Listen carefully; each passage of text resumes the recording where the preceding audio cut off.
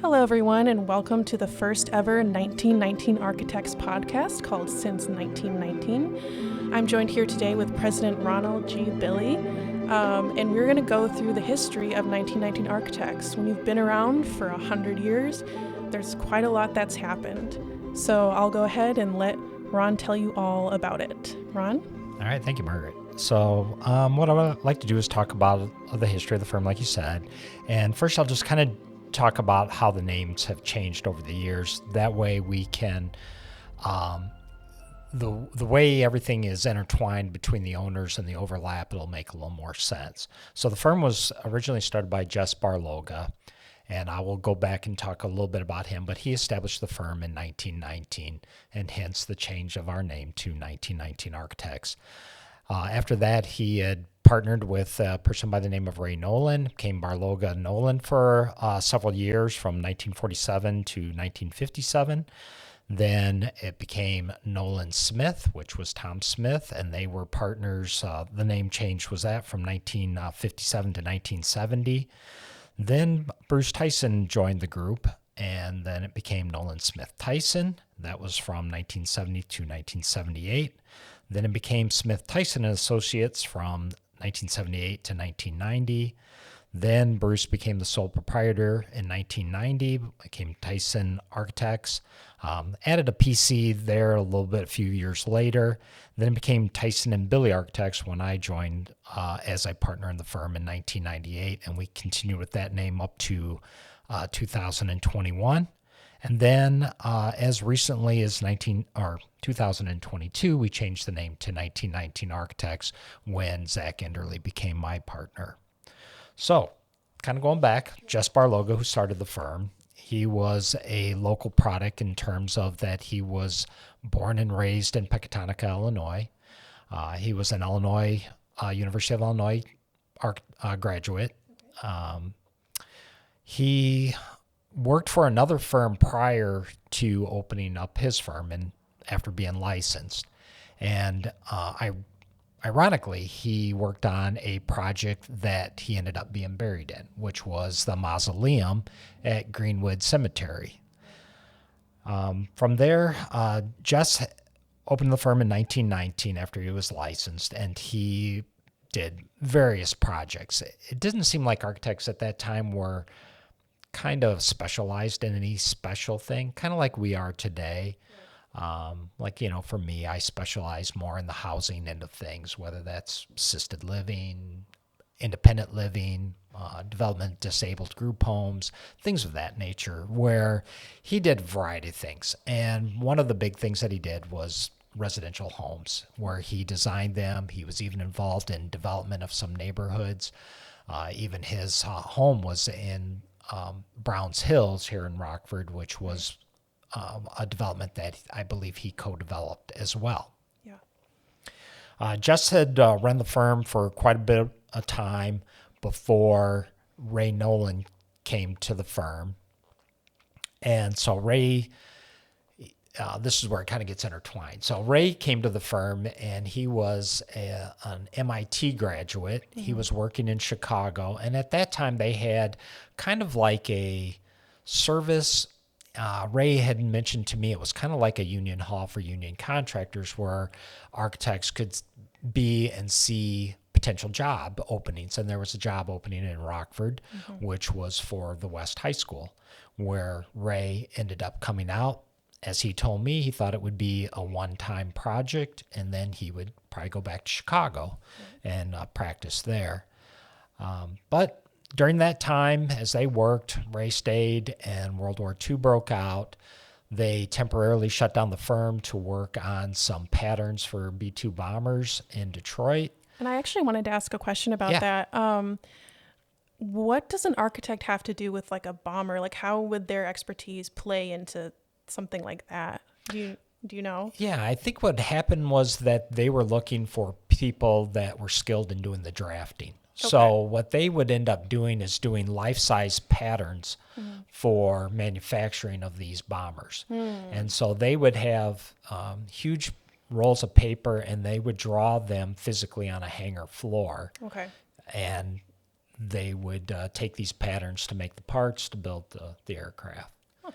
So when they returned from that after the war, Jess, I started complaining about some back pain. They all kind of contributed to him being bent over, doing all this work for these bombers. What ended up happening, he had cancer. I believe it was kidney cancer. And he ended up going to sell the firm. His wife actually was helping with the firm, Viola. She actually was an interior designer, which was interesting, probably for that time as well. Yeah. And she called Ray up and said, Jess isn't doing well. We need to get this paperwork signed. Come on over. And as Ray was heading over to Jess's home, Jess passed away before Ray got there. So they did make the transaction, and Ray bought the firm from Jess and Viola at that point and changed the name to Barga Nolan. Yep. And so Ray took the firm from there, and he kind of specialized in doing a lot of different projects. They still did the single-family homes, commercial projects, but Ray really developed a relationship with Woodward Governor, especially the person, Cal Covert. They became really close, and Ray started doing all of Woodward Governor's projects. Okay. And that included projects in the Netherlands to Japan, and then also when they did their new plant the new plant at the time in, I believe it was Fort Collins, Colorado. Can you tell me a little bit more about the project in Japan? Because that's really interesting. Yeah, from what I understand from that project was that they were going to develop a plant in Japan, and they drew it up, they designed it, and ironically, the contractor also was from Rockford that built the plant in Japan. Wow. And so it was something that they wanted to do, I'm sure. I don't know the whole story behind the economics behind wanting to build that plant there, but we did the drawings. They sent the drawings to Japan. Of course, we were in the English. I think Japan was on the metric. So they converted all the drawings over that we sent to, so they could build it over there. And then they also put it all, the language. So all the notes were converted to Japanese. Oh, wow. And so they built it. And we did oversight on the construction. The engineering firm for the mechanical, plumbing, electrical, and I believe structural was off from here in Rockford. And they made trips over there to oversee the construction. And it was quite interesting. Yeah. Yeah, so I always like that story. And I don't know too much about the one in the Netherlands, but I do know that they did these projects. And then when they decided to build a new plant in Colorado, our firm was selected to do that. Wow. That's cool. So Ray kept on with the firm, and he just continued working, and Tom Smith came on. I called Bruce Tyson this morning to talk to him about how did Ray become a partner. And this happened well before Bruce was around. So it's he didn't know the story. Okay. So he just figured, Ray was Tom was bringing in work and became a partner.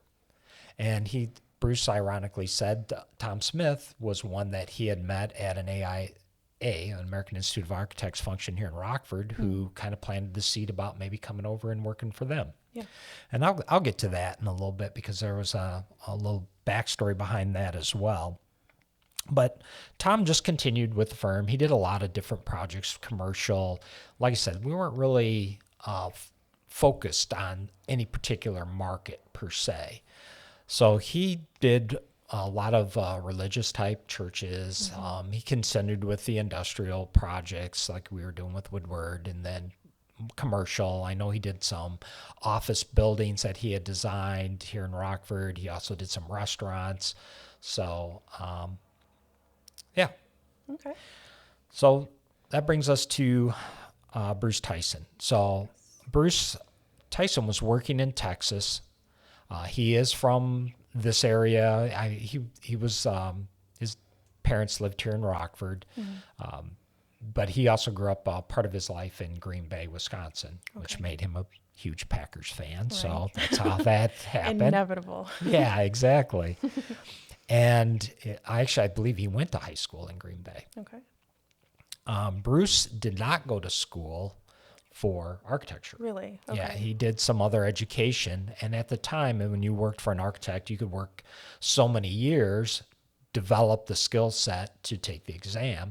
Wow. And he did, passed it, and became a licensed architect. But he was working in Texas, decided to move back home, and he ended up getting hired by Bradley and Bradley, which is interesting because we absorbed Bradley and Bradley years later. Right. And I'll talk about that in a little bit too as well. But he had met Tom at an AIA function, and then Ray Nolan came to him and said, "Hey, I really need some help. I'd like you to come over." And so Bruce did. He joined the firm.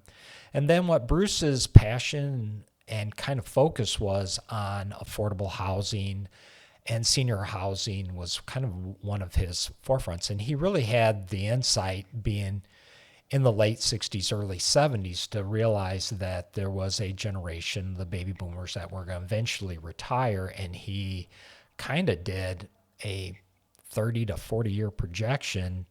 And, he just had the insight of doing that to kind of focus that way, which I reaped the benefits of as coming into the firm. And so he got involved in a lot of HUD programs. He ended up getting involved with what they called the HUD 202, which was housing for seniors, 62 years and older. He got involved in the 811 program, which was housings for persons with disabilities, and that ended up being group homes or apartment buildings. And just to have that vision that was going to be a market that would grow.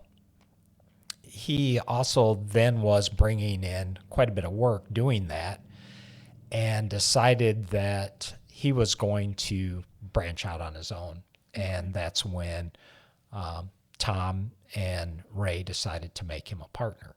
Oh, okay. So he stayed and continued with the firm, and they continued with that up until, like I said, the 80s, and they were still doing this work. And Tom started having health-related issues, and that's when Bruce took over the firm as a sole proprietor, and he remained that way. I ended up coming to the firm as an intern while I was going to school at the University of Illinois at Chicago. Then I kind of worked my way up the ranks through the firm, so to speak, pretty quickly. I guess I was kind of, when I interviewed with Bruce, he sat down with me and he said, "Where do you want to be in 5 years?" And kind of bold or whatever, I said, "I'm going to be a partner, or I'm going to open my own firm." Well, that's kind of brash for someone just coming out of school, but yeah. Ironically, after 5 years, Bruce says, "Do you want to be a partner?" And it happened. And how to do that was, I was bringing in work. I had started developing relationships with people through my social life that ended up bringing in jobs to the project. And I think the first project I really brought in was I was playing softball quite a bit, and I was sponsored by a team that was Park Lanes at Loves Park, and they knew I worked for an architect, and they wanted to do a complete renovation of their facility, and so I worked on that and ended up securing that project, and that launched my career into bringing in projects for the firm. Nice. And so Bruce made me a partner at that time. He had transitioned me from being a person that was just doing the drawings, project management. I only drew for, I think, maybe 2 years during college, and then he switched me into a role as a client service coordinator, which basically Bruce kind of stepped back and said, "I would like you to deal with the clients." Yeah. And it was a great move because I kept the clients when he decided to step back. Right. Okay. Which was very important to keep the continuation of the firm. So Bruce then did kind of a semi-retirement, and he moved to Florida. He went down for a month. This is right after we signed the agreement, and he just took off. Said, "I'm going to go to Florida for a month. You've got it handled. Go from there." Which I really didn't have it handled, to be honest. But just thrown right in. Yeah, thrown right in. There's things like sending W-2s out by the end of January, which I didn't know was something that was supposed to happen, or 1099s to our consultants. Right. So I learned by just jumping into the frying pan, so that worked out. It worked out. Yeah. Bruce got down there. He kind of got bored, came back and said he bought a house and he was going to move there. And then kind of retired somewhat again, but then came back and says, wow, there's such a huge opportunity here in Southern Florida. He was in Cape Coral. He said, I think we should open an office. And I said, well, that's awesome. Let's do it. So we opened an office in Florida, plus gave me a place to go once a month during the winter months and see projects, meet with clients down there. And this isn't the first time Bruce opened an office in a different state. When he was with Ray and Tom, he opened an office in Wisconsin. And he developed some projects there. Bruce and I also had dabbled in being developers also, where we were co-developers in some low-income housing tax credit deals, where we co-developed a project in East Dubuque, McAlester, Oklahoma, and then most recently, and I say most recently, it's the most recent one, was the project in Rock Island, Illinois. Okay. But Bruce had done some developments where he developed other projects in southern Wisconsin and northern Illinois that he was doing on his own or co-partnering with a group of investors.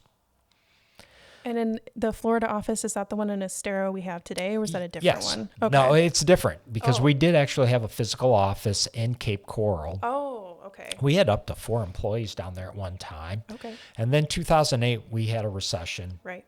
And unfortunately, during the ups and downs of our economy throughout the firm, which is amazing if you think about it. Our firm started in 1919. We went through the Great Depression and still survived. We went through World War II, Vietnam, all these different economic things. The early 80s, when the mortgage rates on a home were 22 to 24%, we still survived that. And Bruce had a great story at that. They were really struggling in the early 80s. And he had submitted a proposal to the Rockford Housing Authority, and he left a 0 off of the proposal number. And the executive director called him up and said, do you really mean to do this for this much money? And Bruce said, no. Yeah. And they allowed him to change the number. Oh, boy. And it kind of saved the firm. Yeah. And because that would have been devastating. They could have said, hey, you're going to do it for this price. And we may not be sitting here talking about it. Right. Oh, man. And Ray had a similar story. He was twiddling his thumbs, and a person with the last name Atwood, and you know that name for if you're local here, like Atwood Park and all these different things, walked into his office and said, I'd like you to do this project for me. And that kind of sparked the firm to go there. So I think we've all had those moments, which then kind of comes to me seeing a need or having a relationship with Bradley and Bradley and understanding that they were at a point where they had been a fairly large firm and were reduced down to 2 individuals. Wow. And the one partner was getting ready to retire. Yeah. So we had negotiated and talked for several months before I decided that I didn't really want to, I guess I don't know what I'm trying to say, buy the firm. Yeah. But I did say I was going to buy them, keep their name, and basically I wanted to buy their history so we could open up a market. And we brought one of the partners over with us to try to develop that. Now, Bradley and Bradley is a firm that's even older than us. They started in, well, do you remember the year on that? 18 something? Yeah, before 1919. Yeah, so well before.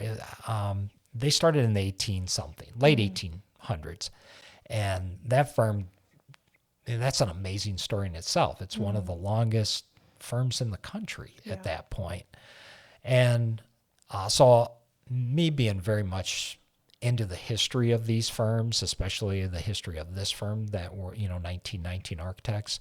I just thought it was a good fit. Yeah. And it also opened up a market where we were kind of dabbling in, which was educational projects. Yeah. And we wanted to really kind of expand that. And I've been blessed that Zach came in, that he kind of had that work as well. And we've continued with that. Yeah.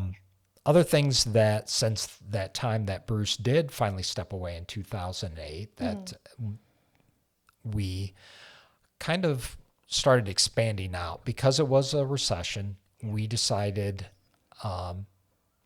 when I say we collectively, me and the marketing person at that time said, where are the hot markets? So we started looking and saw Texas was still building. Yes. We had Florida still in our back pocket because we were there, but Florida was hit very hard because of how much is done with housing, people moving there. That kind of slowed down. That's why we ended up ceasing operations as a full firm and changing it to more of a marketing office. Gotcha. And we saw Texas being stuff that was continuing to work, so we ended up doing some projects down in Texas, which then opened up some doors to do projects in Oklahoma. We had done a tax credit project in Oklahoma for a developer, the one we co-developed, and then we ended up doing a senior building there. Excuse me. So we ended up most recently looking towards the Carolinas. Yes. And Carolinas seem to be growing and bustling, and it's always like who you know, right? And so we had a person that we knew that did a lot of consulting work for public housing authorities. Her name is Cindy Herrera, and she ended up going to some housing authorities in Florida. We followed her there.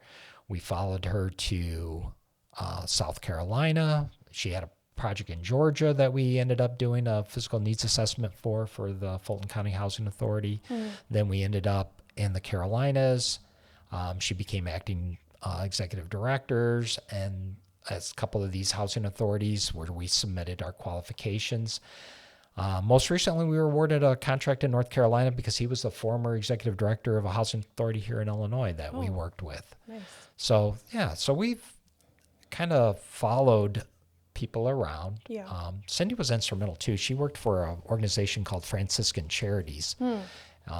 And she really had a vision to expand their organization, and we had such a good working relationship with her. We ended up doing a lot of projects for her in Wisconsin, and here in Illinois. We designed one of the first home for, it was under the HUD 202 program. It was, or I believe 811, I'm sorry, for persons that had AIDS at the time. It was a housing development for them, and they built that right on their campus and for Franciscan Ministries called Canticle Place. And it was kind of one of the first projects in the country to do that. Wow. And it did receive some issues with neighbors, didn't want to see it, all this kind of stuff. So there's a story behind that too, and maybe eventually on one of these podcasts we'll talk about it. Sure. So we're at Tyson and Billy still. Well, or have we moved to 1919? We're kind of Tyson and Billy when we expanded, and now, good point. And so 1919. So Zach and I met, must have been like end of 2018, beginning of 2019, I believe. We were actually in a pretty bad place, as the firm goes through cycles. Yeah. I had followed a person that was allegedly a developer, very good at his job in turning around organizations, and decided that he had all these relationships. He would develop these assisted living facilities throughout the country. And I started spending a lot of time working with him, traveling to these different sites. We ended only up doing 2 projects with him. One here in Illinois, which was a conversion of a hotel into an assisted living. And we did a ground-up facility in outside of Phoenix, was a full assisted living with memory care facility there. Yeah. But I think my focus was there. The Bradley and Bradley thing didn't pan out as well. And we just came into a problem where we had to reduce our size of our firm, and we reduced it pretty severely. Yeah. Zach and I met. He was in a transition period with his firm, and we just kind of developed a relationship. I knew his uncle, who owns a a drafting service company here in town. Right. We were introduced to each other, and one of the things that kind of brought us together was our belief in Christ, and we met at a small group church thing, a church that neither one of us went to, but his uncle was attending. Nice. And we just kind of developed a relationship, and kind of, I was struggling with the firm being reduced. He was struggling with variety of things, and he was working alone in an office. And I said, well, he asked if he could come work here in our office. And I said, yeah, why not? I said, we've got a bunch of empty desks now. So he came in, and he started doing his projects, and I started assisting with him on his projects and helping him. And he decided he was helping me with the drafting. I had been outsourcing all my drafting to overseas because I didn't really have production staff, and he was helping me with some things. And after a while, he decided that he did not want to work with his former firm that he was an owner in, and he, I don't know what the word I'm looking for. He severed ties with that firm and became an employee of this firm. Well, however, he was still bringing in the same projects. And at that time, I asked him to be a partner, and he said, let me get my feet under me a little bit. And I don't want to speak for him, but, it was kind of gist of what it was. And then after a year or two, he decided that he wanted to be a partner. And I was more than happy to kind of have someone else that I could lean on and not be the sole person responsible for bringing work to the firm. And it was great because the projects he brought in were something so different than what I had been doing, and it was refreshing to see these projects. And it was actually really exciting stuff. Yeah. I mean, I've only been working here for a short time, but seeing your projects and his projects, there's such a diversity. It's fun to see for sure. Yeah, definitely. Yeah, and the partners, as they were leave the firm, they would come in. And one thing I didn't talk about is me and Bruce Tyson, we had we're still alive, but we were the only ones that had the privilege of knowing all the partners except for Jess Barloga. Right. And I just think that just my timing in life to be where I'm at, to have that opportunity.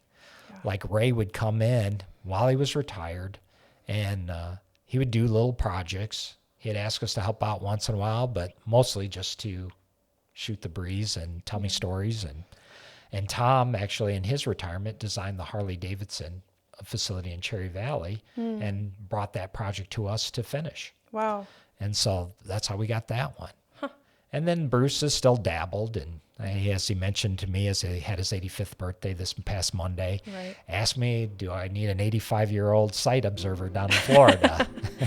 I said, I'll keep you on the list for sure. Well, unless you have anything else. No, I don't. I think the only thing I was going to say, the story's still being written. Yes. Since 1919, I think we're still moving forward. We have some exciting things coming up. I just think the future looks good, and it's just exciting to see where this is going. Well, thank you everyone for listening. This has been Since 1919, the 1919 Architects Podcast.